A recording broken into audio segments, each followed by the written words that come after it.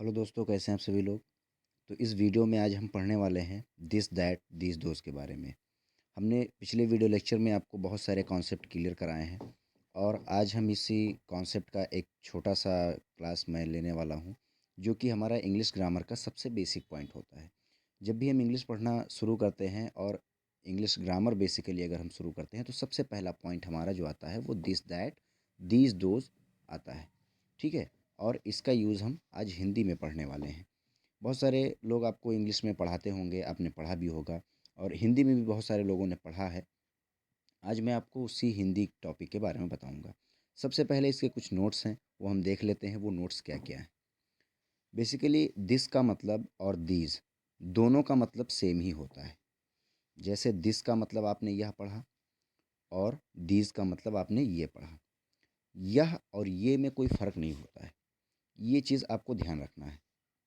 ये दोनों का मतलब सेम ही होता है। बस आपको इतना याद रखना है, दिस और दीज दोनों का मतलब होता है ये या फिर यह। ठीक है, इसके अर्थ के लिए इसका इस्तेमाल किया जाता है।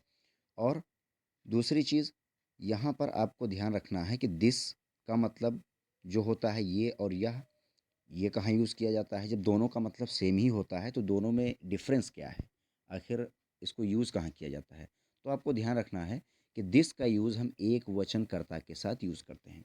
एक वचनकर्ता का मतलब होता है कि जब हमारे पास कोई एक चीज़ हो, अगर किसी हम बेसिकली एक चीज़ के बारे में बात कर रहे हैं, जैसे एक कलम, और हमें कहना हो कि यह एक कलम है, तो हम यह के लिए दिस का लिखेंगे, या फिर ये एक कलम है। अगर हम ये बोल दें ये एक कलम है, तो भी बेसिकली हम यही बोलेंगे this is a pen. Clear है। तो ये हो गया हमारा दिस। और दीज का प्रयोग हम बहुवचनकर्ता के साथ, ठीक है, बहुवचनकर्ता के साथ हम यूज़ करते हैं। जैसे कोई चीज़ हमारे पास एक से ज़्यादा हो, अगर हम एक से ज़्यादा चीज़ों के बारे में बात कर रहे हैं तो वहाँ पर हम ये और यह दोनों के लिए हम दीज का यूज़ करेंगे। इसके बाद आता है दिस और दीज में मतलब डिफरेंस क्या होता है। दोनों में मतलब यही है कि दिस का प्रयोग कोई व्यक्ति या वस्तु के पास में होने के अर्थ को व्यक्त करता है। दिस का यूज़ अगर हम किसी सेंटेंस में करते हैं तो उसको पढ़ने के बाद या सुनने के बाद हमें ये पता चलता है कि किसी व्यक्ति यानी किसी आदमी या किसी वस्तु के पास में होने का अर्थ जो है व्यक्त होता है। यानी इससे ये पता चलता है कि वो चीज़ हमारे पास है, एकदम नज़दीक है। ठीक है। और दीज का प्रयोग भी सेम उसी तरीके से पास में होने का अर्थ होता है। यहाँ पर आप देख सकते हैं सेम उसी तरीके से लिखा हुआ है। चलिए और चलते हैं कि दैट और दोज का मतलब क्या होता है। दैट और दोज दोनों का मतलब होता है वो या फिर वह। ठीक है। और इन दोनों का मतलब होता है वो और यह, वह। इसका यूज़ कहाँ करते हैं, तो दैट का यूज़ हम करते हैं एक वचनकर्ता के साथ, जैसे हम दिस का यूज़ करते हैं।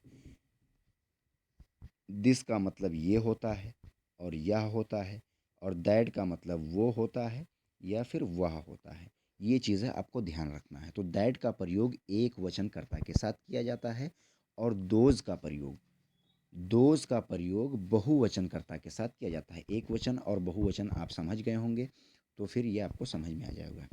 दैट का प्रयोग कोई व्यक्ति या वस्तु के दूर में होने का, यानी जब हमसे कोई चीज़ें दूर होती हैं और उनके बारे में हम बात करते हैं, या फिर अगर कोई सेंटेंस में दैट का यूज़ हुआ है तो इसका मतलब आपको समझ जाना है कि जो इंसान या जो व्यक्ति आपसे वो बात कह रहा है, इसका मतलब उससे वो चीज़ें दूर थी। जैसे मैं बोल दूँ दैट इज़ ए बॉय, तो इसका मतलब दैट का मतलब वह जो हमसे दूर है।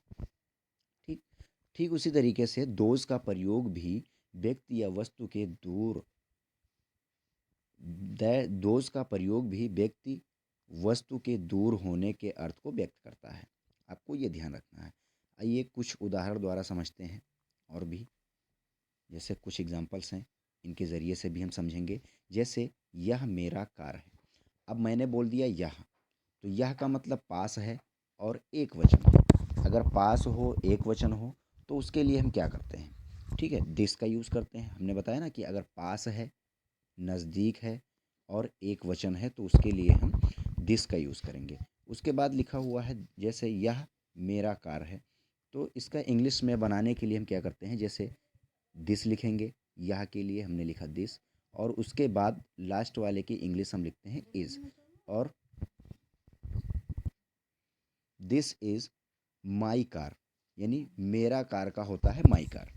ठीक है, तो ये हो गया आपका ये एग्जाम्पल। दूसरा एग्जाम्पल है, जैसे यह मेरा पेन है। पास है और एक वचन है। अगर पास में हो तो इसके लिए हम दिस लिखते हैं, और एक हो, याद रखना, अगर पास में एक से ज़्यादा चीज़ें हों तो उसके लिए हम दोज लिखते हैं, लेकिन अगर एक है तो उसके लिए दिस लिखेंगे। तो यहाँ पर इसके लिए हम लिखेंगे दिस, और है के लिए लिखेंगे इज, और मेरा पेन यानी माई पेन हो जाएगा। तो इस तरीके से हमारा ये एग्जाम्पल बनता है। उसके बाद और चलते हैं, नीचे एग्जाम्पल देखते हैं, जैसे ये मेरा पुस्तक है। ठीक, अब ये लिखा हुआ है, ये लिखा हुआ बेसिकली, और फिर लिखा हुआ है मेरा। ठीक, ये लिखा है, और उसके बाद पास है और एक वचन है। यहाँ पर देखना पुस्तक की बात हो रही है, यानी किताब की बात हो रही है। एक किताब की बात है, एक से ज़्यादा की बात नहीं है।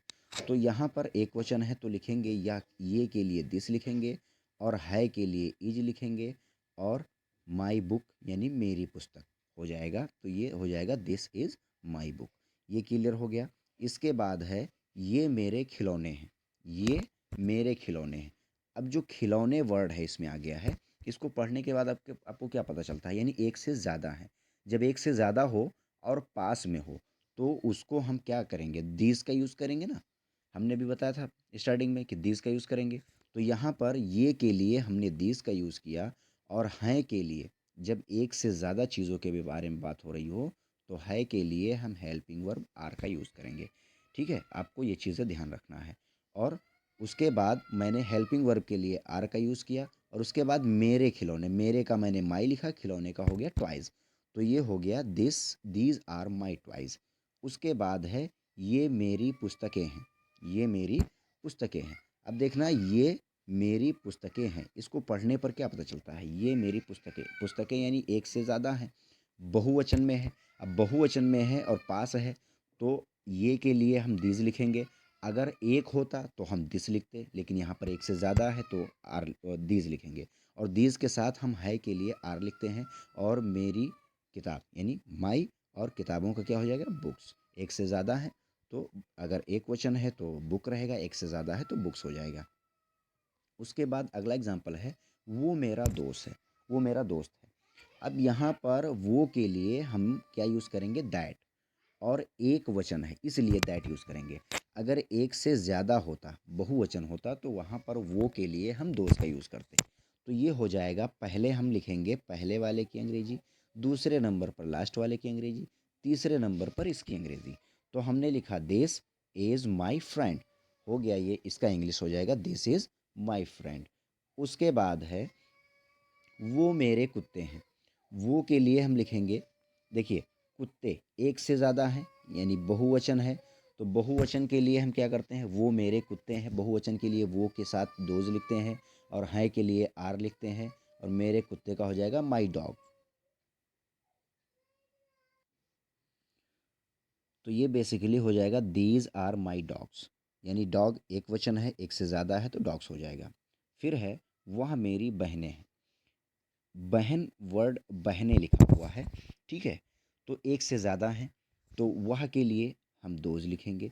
बहुत से लोगों ने आपको बताया होगा कि दैट का मतलब होता है वह, आपने पढ़ा ना, दैट का मतलब वह, लेकिन दोज का मतलब भी वह होता है। दोनों में डिफरेंस ये है कि दैट है तो सिंगुलर के लिए है, आपको याद रखना है, सिंगुलर के लिए, और दीज है, दोज है प्लूरल के लिए।